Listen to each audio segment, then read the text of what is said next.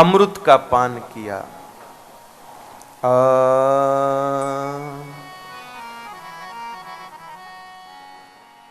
कियो प्रजापति सुधा पान, सुरभि से सुरभि भई। ब्रह्मा दक्ष प्रजापति सृष्टि ही आज्ञा दीनी, प्रजावृत्ति की चिंता प्रथम प्रजापति कीनी। देवन अमृत सुलभ मनुज कैसे सुख पावे, कियो सुधा को पान सुरभि सुरभि प्रगटावे। लोक मात सुरभि प्रगट सकल सृष्टि पालक भई, कियो प्रजापति सुधा पान सुरभि से सुरभि भई। ऐसा संकल्प करके कि इस मनुष्यों को भी पुष्टि, आरोग्य तथा जीवन यापन का एक दिव्य साधन प्राप्त हो, मनुष्यों का जीवन सुरक्षित हो, ऐसा भाव हृदय में रख करके जैसे ही ब्रह्मा जी ने अमृत का पान किया, और अमृत भी कितना, एक घूंट दो घूंट नहीं, पूरा घड़ा अमृत पी गए। और जिस प्रकार भरपेट जल पीने के उपरांत जैसे एकदम डकार बाहर आती है, उसी प्रकार अमृत का, तृप्ति पूर्वक अमृत का पान करने के उपरांत उनके मुख से डकार निकली, और उस डकार में जो अमृत की सुगंध प्रकट हुई, उस सुगंध वह सुगंध घनीभूत होकर के सुरभि माता के रूप में इस भूमंडल पर प्रकट हुई। इस भूमंडल पर सुरभि गौ माता का अवतार हुआ। ब्रह्मा जी ने उन सुरभि गौ माता को अपनी पुत्री माना, और अपनी पुत्री मान करके उनको लोक माता के पद पर प्रतिष्ठित किया। करुणा निधान बहुत सारे गोभक्त आज इस प्रकार का विषय सर्वत्र निवेदन करते हैं, उनके भाव अत्यंत सुंदर है। मैं उनको प्रणाम भी करता हूं, उनका आदर भी करता हूं। सबका आग्रह रहता है कि गौ माता को राष्ट्र माता बनाई जाए। ये बहुत ही सुंदर प्रस्ताव है। इसके पीछे कारण क्या है कि गौ माता को राष्ट्र माता जब बनाया जाएगा, तो वर्तमान समय में गो हत्या का जो दोष है, गो हत्या का जो कलंक है, गो हत्या की जो बात है, उसका निवारण हो जाएगा। क्योंकि इस विशेष पद पर प्रतिष्ठित होने के बाद गोवध सहज में प्रतिबंधित हो जाएगा, सहज में प्रतिबंधित हो जाएगा। लेकिन यह मांग, यह विषय हम लोग तो आज चला रहे हैं प्राप्त करने के लिए, लेकिन आज से कई युगों पूर्व, हजारों वर्षों पूर्व गौ माता को विश्व माता बनाया जा चुका है। और स्वयं ब्रह्मा जी महाराज ने गौ माता को लोक माता की पदवी दी है। विश्व गावो विश्वस्य मातर, पूरे विश्व की वह माता है। तो इस प्रकार वहाँ गौ माता प्रकट हुई, और सुरभि माता के भीतर ब्रह्मा जी ने समस्त देवताओं के प्रभाव को प्रतिष्ठित किया, और श्री सुरभि गौ माता अपने वंश की वृद्धि करे और अपने दुग्धादि द्रव्यों से अखिल विश्व का पालन करे। इस प्रकार का भाव सुरभि गौ माता के चरणों में रख करके और श्री ब्रह्मा जी ने सृष्टि विस्तार के लिए दक्ष प्रजापति को प्रदान करी, और उन्हीं सुरभि गौ माता के द्वारा ऋषि मुनियों ने यज्ञ का साधन प्राप्त किया, और यज्ञ के द्वारा देवताओं को पुष्ट किया।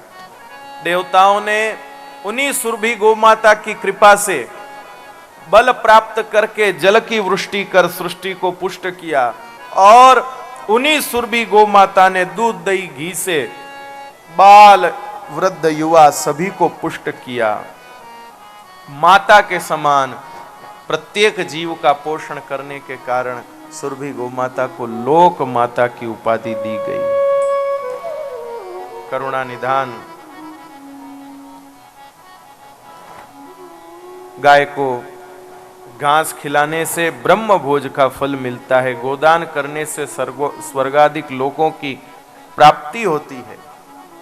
इस प्रकार जीवन, जीविका और आरोग्य, इन तीनों विशिष्ट तत्वों की प्रदाता गौ माता है और उन्हीं मंगलमयी गौ माता की चर्चा हम लोग यहाँ कर रहे हैं। अधिक विलंब नहीं करते हुए मैं अब पूज्य मलुक पीठ वाले महाराज जी के चरणों में विनंती कर रहा हूँ, वे कृपा करें, अनुग्रह करें और हमें अपने वचनामृतों से लाभान्वित करें। पूज्य महाराज श्री। मनुष्यों का पोषण हो, उन्हें योग्य आहार की प्राप्ति हो। मनुष्यों का पोषण हो, योग्य आहार की प्राप्ति हो।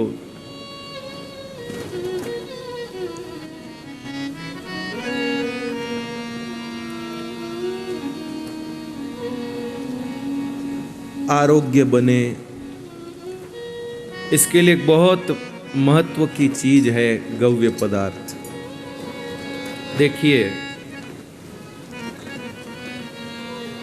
दो बातों से शरीर बिगड़ता है, या तीन बातें कह दीजिए। तीन बातों से शरीर बिगड़ता है, स्वास्थ्य बिगड़ता है। एक तो अनियमित दिनचर्या से, जब कोई व्यवस्थित दिनचर्या नहीं होती, उठने का कोई समय नहीं, सोने का कोई समय नहीं, नींद आवे तो भी जागते रहेंगे बातों के लिए, गप्पे मारने के लिए, ऐसे ही, और सुबह आंख खुल जावे फिर भी सोते रहेंगे आलस्य के कारण। कभी 2 बजे भोजन कर रहे हैं, कभी 5 बजे कर रहे हैं, कभी रात को 12 बजे, कभी 2 बजे, कभी 8 बजे नहाते हैं, कभी 10 बजे नहाते हैं, कभी कब नहाते हैं।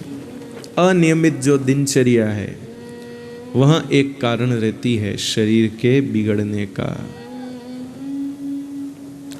दूसरा कारण दोषयुक्त आहार। इस प्रकार का आहार करना जो आहार शरीर के लिए सुरक्षित नहीं है। आप लोग तो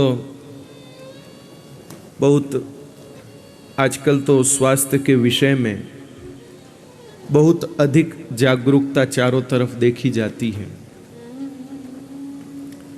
लेकिन फिर भी हम लोग स्वास्थ्य के विषय में जागरूक हैं, कितने प्रतिशत जागरूक हैं ये कहना बहुत मुश्किल है, क्योंकि बहुत सारे लोग सिर्फ स्वास्थ्य संबंधी चर्चा ही करते हैं। ये नहीं खाना चाहिए, वो नहीं खाना चाहिए, ऐसे नहीं खाना चाहिए, वैसे नहीं खाना चाहिए, ऐसी बातें मात्र करते हैं, लेकिन सब चलता है। स्वास्थ्य संबंधी सलाह देने वाले जो डॉक्टर हैं उनको भी कई बार उल्टा पुल्टा खाते हुए देखा जाता है।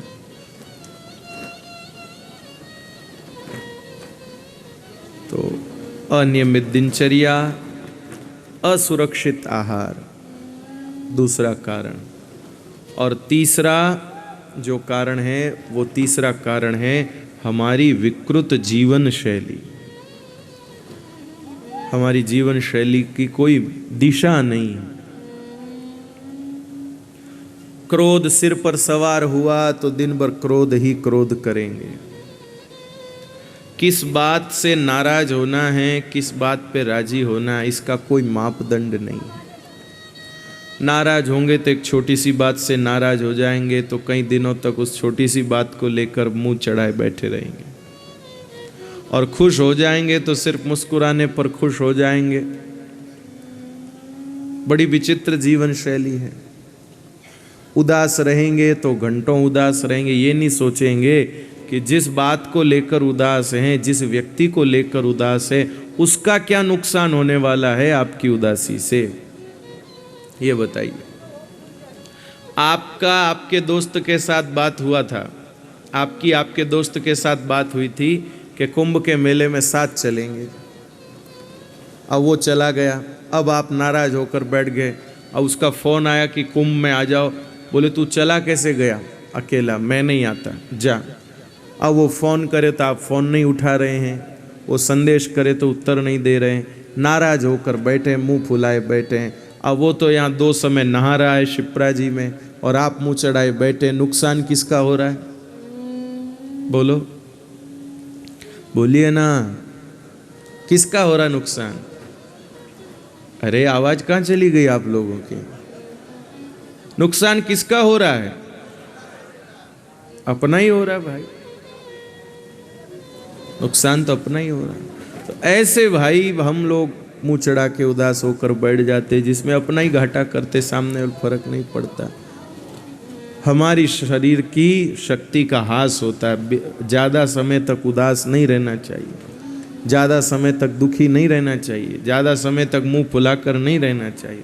जितना जल्दी हो सके जो भी विषय हो उसका समाधान करके। मित्र को फ़ोन किया, अरे अपनी बात हुई थी साथ में कुंभ में जाएंगे, तो अकेला कैसे चला गया? वो कहे मैं भूल गया और मेरे कोई रिश्तेदार जाए तो बोले चलो चलो, तो मैं निकल गया। तो ऐसे नहीं कि कैसे निकल गया, पूछना चाहिए था, चलो भाई कोई बात नहीं, उसका साथ वो निकल गया, अपने अकेले ही चलते हैं। चलो, जितना हो सके समाधान में रहें। तो तीनों बातों का ध्यान दें: अनियमित दिनचर्या, असुरक्षित आहार और तीसरी चीज विकृत जीवन शैली। इन तीनों को अच्छा करें, ये सत्संग से ही होगा। अनियमित दिनचर्या जो है उसका समाधान कौन करेगा? उसका समाधान हम लोगों को अपने निश्चय के बल पर करना पड़ेगा। निश्चय हो कि मैं सुबह जल्दी उठना है, मैं या कुंभ में आया ही कुंभ का लाभ लेने हूँ, तो मुझे दर्शन करने जाना है, स्नान करने जाना है, ऐसा निश्चय हो। तो इसके लिए कोई दूसरा हेल्प नहीं कर सकता, आपकी अपनी ही जागरूकता काम आएगी, आपकी अपनी ही निश्चय शक्ति काम आएगी कि मुझे करना है, मैं करूँगा। सुबह 5 बजे की फ्लाइट हो तो 3 बजे उठकर तैयार होकर इंदौर के लिए निकलोगे कि नहीं निकलोगे? कितने जागरूक रहेंगे? क्यों जागरूक रहेंगे कि अगर समय पर नहीं पहुंचे तो या तो फ्लाइट चली जाएगी, तो रुपए ऐसे ही जाएंगे, यात्रा भी नहीं होगी। तो कहीं रुपए न बिगड़े, यात्रा न बिगड़े, इसकी चिंता है। लेकिन अन्य दिनों में अनियमित दिनचर्या के कारण शरीर बिगड़ता है, समय बिगड़ता है, उसकी चिंता नहीं। ये कैसी विडंबना है बताइए। पैसे की फिक्र है, यात्रा की फिक्र है, टाइम पर पहुंचने की फिक्र है, लेकिन अपने शरीर स्वास्थ्य की कोई फिक्र नहीं। तो ये तो आपके निश्चय से ही काम होगा। अनियमित दिनचर्या और असुरक्षित आहार, जो मैंने पूज्य महाराज जी से विनंती की, उसके पीछे यही कारण है।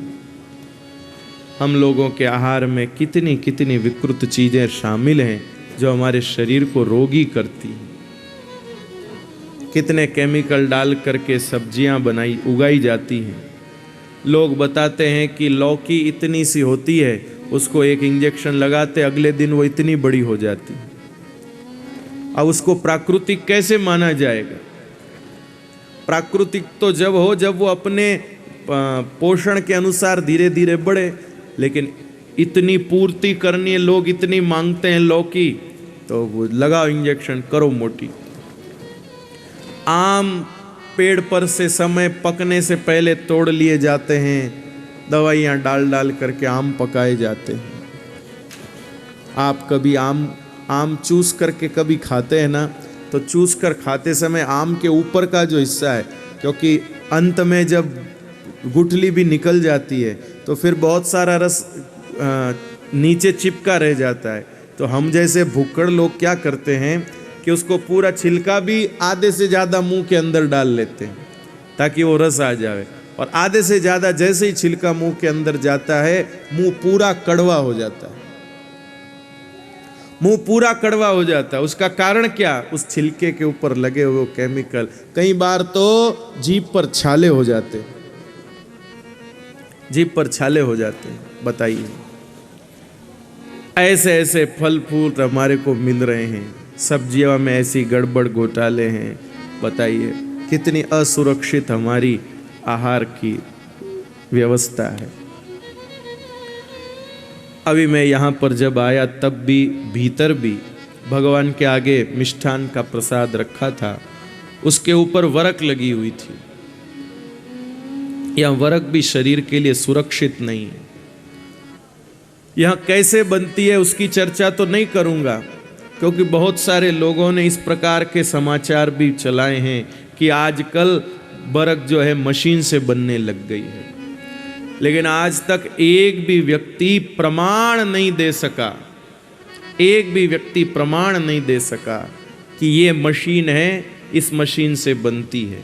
मशीन से बनती भी है, लेकिन जिस स्थान पर, जिस मशीन के जिस भाग से उस धातु के टुकड़े को कूटा जाता है, उसमें आज भी वही पशुओं की आंतड़ियों की लगाई जाती है प्लेटें, और वो और किसी की नहीं, गाय के आंतड़ियों की होती है। छोटे छोटे बछड़ों की आंतड़ियों में उसको कूट कर बनाया जाता है। हैदराबाद में जो बरक का उद्योग चलता है, उस हैदराबाद के बरक उद्योग के जो चलाने वाले हैं, उन्होंने अपने इंटरव्यू में बोला है कि हम गारंटी के साथ कहते हैं कि आने वाले 50 सालों में ये बरक बनाने की कोई मशीन नहीं बन सकती। और बहुत साल पहले ऐसा विषय चला, तब श्री मेनका गांधी जी, आपने नाम सुना होगा, वो इस क्षेत्र में खूब काम करती है। उन्होंने खूब पता लगाने की कोशिश की। अब वो इतनी बड़ी मंत्री हैं, इतनी बड़े पद पर हैं, लेकिन उन्होंने भी यही निष्कर्ष दिया कि कोई मशीन नहीं बनी। लेकिन बहुत सारे लोग नहीं मानते कि नहीं मशीन से बनती है। न माने, पर इतना तो मानिए कि आयुर्वेद शास्त्र कहता है, आयुर्वेद को तो मानते हैं। आयुर्वेद शास्त्र कहता है कि शरीर में कोई भी धातु सीधे सीधे जाएगी तो वो शरीर में जाकर के कैंसर रोग, कर्क रोग पैदा करे। उसका कारण क्या? क्योंकि धातु में घुलनशीलता नहीं होती है। अजय भैया, कोई भी धातु होती है वो घुलनशील नहीं होती है। भले ही हम कहें कि ये तो एकदम पतली लेयर होती तो पतली लेयर है, लेकिन है तो धातु। और 100% चांदी हो चाहे 100% सोना भी क्यों ना, हालांकि 100% होती नहीं, कुछ ना कुछ मिलावट होती है। वहां धातु सीधे सीधे पेट में जाती है तो वहां जमा होकर के वहां कैंसर का रोग पैदा करती है। ये कलकत्ता के शोधकर्ताओं का, डॉक्टरों का परीक्षण और उनका निष्कर्ष है, जो अनेक बड़े बड़े अखबारों में प्रकाशित हुआ। यहाँ तक कि भारत की एक प्रामाणिक पत्रिका, गीता प्रेस गोरखपुर की कल्याण पत्रिका, उसमें भी इसको छपाया गया। और परम पूज्य स्वामी जी श्री राम सुखदास जी महाराज सदैव इस बात के लिए सावधान करते थे। आप में से बहुत सारे स्वामी जी महाराज के सत्संगी होंगे, जिन लोगों को यह पता भी होगा, और शायद आप में से बहुत सारे लोगों ने सुना भी होगा कि भाई यह वरक ठीक नहीं। लेकिन क्या करें, आग्रह, भाई क्या करें, अब ले आए तो क्या करें, वो कर दिया तो क्या करें। नहीं, हमारी दृढ़ता होनी चाहिए कि भाई अखाद्य न तो हम खाएं और न भगवान के आगे प्रस्तुत करें, न खाएं न हम प्रस्तुत करें। इसलिए भाई, इसलिए मैं पूज्य महाराज जी ने भी निवेदन किया और नाम मेरा लिया, लेकिन महाराज जी से ही हम लोगों ने प्रेरणा ली है कि वर्तमान समय में सब आहार गड़बड़ हो चुके हैं। कम से कम कोशिश करें कि हम अपने आहार में भारतीय गोमाता के दूध, दही, घी को शामिल करें। उसको गोव्रती होना कहते हैं, उसको गोव्रती होना कहते हैं। गोव्रती का अभिप्राय क्या है कि हम सिर्फ भारतीय देशी गौ माता के ही दूध दही घी का उपयोग करते हैं। अनेक लोगों का यह दूसरा प्रश्न रहता है कि हम गोव्रती हो जाएं, लेकिन व्यवस्था कैसे हो, कहाँ से आए गाय का गौ माता देशी गाय का दूध दही घी कहाँ से आए। आज हम पहाड़ी बाबा नगर खालसा में रुके हैं, जो पूज्य मलुक पीठ वाले महाराज जी का है। महाराज जी ने अपने पूरे आश्रम को गोव्रती बना रखा है। मलुक पीठ में भी जब भी कोई भोजन बनेगा तो सिर्फ भारतीय देशी गौ माता के दूध दही घी के उपयोग से ही बनेगा। और यहाँ भी उनका जो खालसा लगा है, रोज कम से कम 5-7 हजार लोग भोजन करते हैं, लेकिन भारतीय देशी गौ माता के दूध दही घी के उपयोग में ही उसी से वो सब चीज बनती है। अब बताइए 4-5 हजार लोग भोजन कर रहे हैं, व्यवस्था हो ही रही। गुरु गोविंद सिंह ने कहा है, जो दृढ़ राखे धर्म को तिहि राखे करता। जो अपने धर्म में मजबूत रहता है, जो अपने निश्चय में मजबूत रहता है, तो करतार भगवान व्यवस्था करता है, तो निश्चित रूप से होगी। लेकिन ये हमारी बहुत बड़ी गौ सेवा भी होगी, गौ सेवा भी होगी। अब आप कहीं जाएंगे, समझिए कोई भाई साहब अपने ससुराल गए और ससुराल के एकदम खास जमाई राजा हैं, और वहाँ आपके जाने से पहले आपकी श्रीमती जी कह देगी मेरे वो आ रहे हैं, उनको देसी गाय का दूध लगेगा, मम्मी जी देख लो उनको देसी गाय का दूध लगेगा। मम्मी जी अपने आप अपने 2-4 बेटों को दौड़ाएगी, जा रे पाउनर जोन लाओ देसी गाय का दूध, तो पियेंगे नहीं, लाओ लाओ लाओ लाओ, अपने आप व्यवस्था होगी। और न भी होगी तो कम से कम अपने मन में ये तो रहेगा कि हमने अखाद्य तो नहीं खाया, गड़बड़ चीज तो न खाई। लड़के को ढूंढने पर अच्छी लड़की नहीं मिल रही है तो क्या किसी घोड़ी गधी के साथ ब्याह कर दें? बोलो, थोड़ा और मेहनत करेंगे, थोड़ा और। तो ऐसे ही श्रेष्ठ आहार न मिले तो कुछ भी खा लिया जाए, ये नहीं, हम व्रत कर लेंगे। हम लोग परदेश गए थे, मैं मेरे साथी, तो जहां पर घी थोड़ा लेट आया था, तो जहां अब किसी वैष्णव के घर भोजन करने जाना होता था, वो नहीं कर सकते व्यवस्था, तो हम लूखी रोटी खाते थे या तेल में पराठा सेक कर ले लेते थे, तेल में बनी हुई सब्जी खा लेते थे।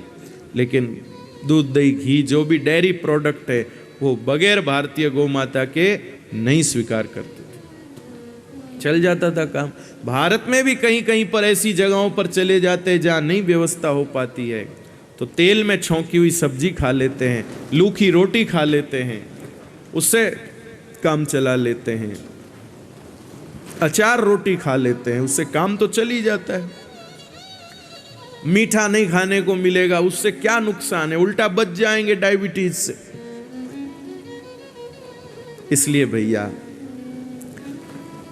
अनियमित दिनचर्या जो आप लोगों की है वो आपके संकल्प से मिटेगी। असुरक्षित आहार जो है वो आपके खुद के दृढ़ निश्चय होने से छूटेगा। ऐसे शर्मा शर्मी से काम नहीं चलेगा माता जी, ऐसे शर्मा शर्मी से अब क्या करें, ब्याई जी ने मिठाई भेजी, वो ऐसी भेजी, अब कैसे हम न लें तो वो नाराज हो जाए। नहीं, इसमें क्या, ब्याई जी का भी हित चाहते तो ब्याई जी को भी सूचना करो कि ब्याई जी आप हम इस प्रकार के नहीं, आप भी इसका उपयोग न करें, आपके स्वास्थ्य के लिए अच्छा नहीं। इसमें क्या, विदेशों में मिठाई नहीं मिलती है ऐसी बात नहीं है, जो अंग्रेज लोग मिठाइयाँ खाते हैं वो मिलती है, लेकिन वहाँ कहीं बर्फ का उपयोग नहीं होता उन मिठाइयों की, वो इतने वो सावधान है। लेकिन अपने यहाँ किसी, अरे मिठाइयों को छोड़ो, भगवान पे भी लगा देते हैं, गणेश जी पे भी गा, महादेव जी आओ, लक्ष्मी जी लो, कई कई जगहों पर तो व्यक्तियों के माथे पर भी स्वागत में लगा देते, सिर पर। अपना एक शौक है, अपना एक चाव है। अन्नकूट आदि होता है तो फ्रूट के ऊपर चेप देते हैं, कड़ी के ऊपर लगा देते, किसी के ऊपर ही लगा देते। क्यों लगा देते हैं? बोले अच्छी दिखती है, सुंदर दिखती है, सजावट के लिए। अजी सजावट एक अलग विषय है, शरीर स्वास्थ्य एक अलग विषय है। आपको लगे कि नहीं महाराज तो ऐसे ही, तो आप आजकल तो सब चीज इंटरनेट के माध्यम से उपलब्ध है। आप इंटरनेट पर सर्च करिए और सर्च करके पता लगाइए कि आप जो भी खाते हैं वो कितना सुरक्षित है, वो कितना सुरक्षित, आप पता लगाइएगा। दूध भी सिर्फ भारतीय गोमाता का जो दूध है वो पीने के लिए एकदम योग्य है, ऐसा इंटरनेट पर एकदम खुली सूचना है। वैज्ञानिकों ने शोध किया है, A1 और A2 टाइप के मिल्क, 2 टाइप के दूध होते हैं, A1 टाइप का, A2 टाइप का। डेविड इन द मिल्क इस नाम से आप सर्च करेंगे तो आपको पता चल जाएगा। दूध में छुपा हुआ शैतान आपको ध्यान में आ जाएगा। विदेशों में शोध किया गया कि वहां के बच्चे समय से मानसिक रूप से विकलांग हो गए, हाथ पांव टांग तो सब है लेकिन हिलाने का मन नहीं करता है, मानसिक रूप से। इसको मानसिक विकलांगता कहते हैं। और शोध करके पता किया गया कि भाई क्या कारण से बच्चों में ये गिरावट आई है। तो वैज्ञानिक ने शोध करके बताया कि ये सब दूध की गड़बड़ी के कारण हुआ है। और वहां पर जो जर्सी, हॉलिस्टीन आदि जानवरों का दूध जो है वो A1 टाइप का मिल्क, ये उस पर छाप लगाई जाती है और वो दूध बिल्कुल भी पीने के लिए काम में नहीं लेते। जानवर आदि खाते पीते हैं उसको, मनुष्यों के लिए बिल्कुल नहीं। और भारतीय गोमाता के दूध में जो कंटेंट्स हैं वो A2 टाइप के मिल्क के हैं, इसलिए उसी को आहार के लिए सर्वश्रेष्ठ बताया गया है। मुझे याद नहीं मैंने यह कथा में बताया कि नहीं बताया। बाकी दूध शब्द जो है आयुर्वेद शास्त्र के अनुसार दूध शब्द जो है वो सिर्फ गाय के दूध के लिए ही अजय भैया दूध शब्द आया है। अन्य पशुओं का जो दूध है वो दवाई के रूप में संकेत किया गया है, खाने पीने के लिए वो नहीं है। भैंस का भी दूध है, बकरी का भी दूध है, ऊँटनी का भी दूध है, भेड़ जो होती है उसका भी दूध है। लेकिन ये दूध किसी विशेष रोग में दवाई के रूप में लेने के लिए है, आहार के रूप में लेने की मनाही है। आप आयुर्वेद शास्त्र देख लीजिए, मैंने देखा, पहले मैंने भी सुना फिर खुद ने देखा। इन जो भेड़ है, बकरी है, ऊँटनी है, भैंस है, इनका दूध दवाई कोई रोग में दवाई के हिसाब से थोड़ा थोड़ा लिया जा सकता है, लेकिन आहार के रूप में ग्लास भर के पीना है, कोई दही जमाना है, एक विशेष मात्रा में अगर ग्रहण करना है तो वो सिर्फ भारतीय देशी गौमाता का दूध ही काम में लिया जाए, ये आयुर्वेद शास्त्र कहता है। और ये जो ऊँटनी, भेड़, बकरी, भैंस, ये सब अगर बीमार हो जाए, इन सब का दूध बीमारी में काम आता है, लेकिन ये सब जानवर बीमार हो जाए तो गाय का दूध इनके इलाज में काम आता है। यह आयुर्वेद शास्त्र कहता है। यहां अगर कोई वैद्यराज बैठे हों तो वे मेरी बात को प्रमाण दें और गलत हो तो उसको बताएंगे ठीक नहीं। प्राणनाथ एकदम